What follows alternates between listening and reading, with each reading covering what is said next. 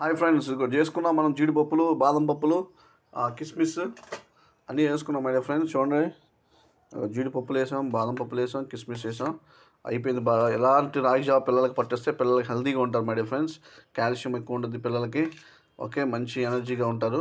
Okay, రోజుకు ఒక 2 glass అన్న, మార్నింగ్ ఒక కప్ గ్లాస్ అన్న, ఈవినింగ్ ఒక గ్లాస్ అన్న ఖచ్చితంగా పిల్లలకి ఇస్తే మంచిది మై డియర్ ఫ్రెండ్స్. ఓకే, మీకు చెప్పే కదా అంతా రాగి జావ ప్రాసెస్ ఎలా చేయాలో.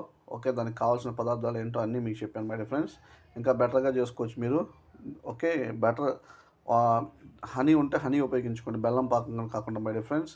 హనీ చాలా మంచిది మై డియర్ ఫ్రెండ్స్.